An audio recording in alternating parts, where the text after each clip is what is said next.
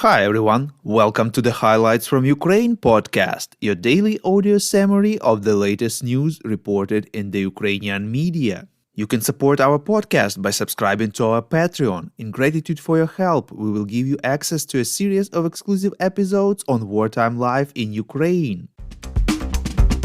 My name is Artem, and here is the news. 258 days Ukraine stands strong against the forces of the Russian invasion. Deputy Foreign Minister of Russia Andrei Rudenko said that Moscow had no preconditions for starting negotiations with Ukraine, reports Ukrainska Pravda. He clarified that for negotiations only Ukraine's goodwill is needed. The National Security and Defense Council of Ukraine responded that Russia had resorted to manipulation, saying that it has no preliminary requirements to start negotiations with Ukraine. President of Ukraine Volodymyr Zelensky will take part in the summit of the leaders of the G20 countries next week, reports Suspilne. According to Presidential Press Secretary Sergei Nikiforov, probably we are talking about the online format of participation. Earlier, Indonesian President Joko Widodo said both Volodymyr Zelensky and Vladimir Putin announced their possible participation in the G20 summit in Bali on November 15th and 16th if the situation allows. He added that Putin may join online. Prime Minister Denis Shmyhal informed that the most difficult situation in terms of electricity supply is now in Kyiv city, Kyiv and Kharkiv regions, reports Interfax Ukraine. He said that Russians targeted distribution in these regions, trying to destroy the main lines and substations. According to the Prime Minister, power engineers are now working to gradually make power outage schedules more predictable for people and businesses. Shmyhal stressed that it is possible only on the condition that there will be no new damage. He also didn't rule out further attacks on the systems of water and heat supply. The Prime Minister addressed the topic of evacuation of the population from Kyiv or from another city, saying that it can be used as a last resort. But now the situation is far from declaring evacuation of any non-frontline city and even more so the capital. He added that about 60% of all facilities in the country are already connected to heat supply. The Cabinet of Ministers has exempted generators, transformers and other goods important for the heating season from VAT and import duties. The US is working with its partners to provide Ukraine with the necessary energy equipment due to Russia's deliberate destruction of critical infrastructure, reports Ukrinform.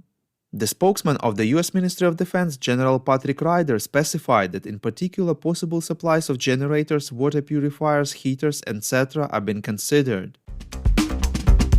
According to Reuters, Italy is working on a new package of military assistance to Ukraine, which in particular will include air defense systems, reports Militarny.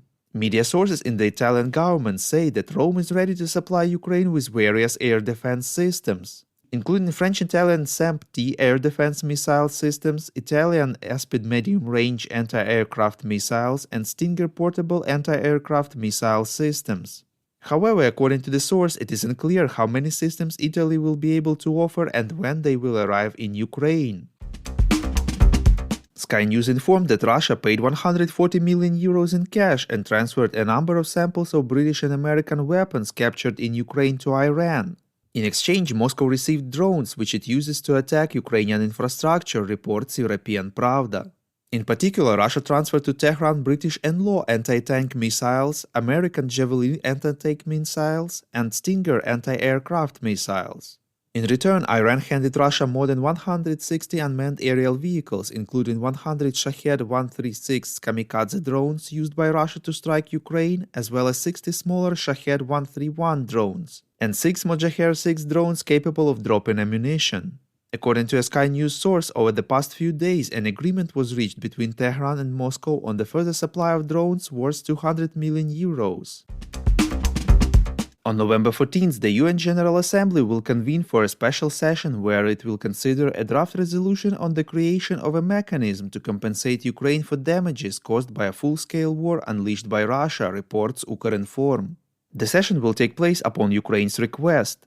The suggested resolution contains recognition by the UN states of the need to create a mechanism to compensate for the damage caused to Ukraine by Russia and recommendations to the states to create a register of such damages.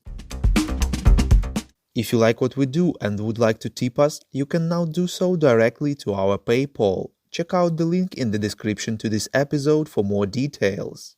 And as usual, you can subscribe to our Patreon. In gratitude for your help, we will give you access to a series of exclusive episodes on wartime life in Ukraine.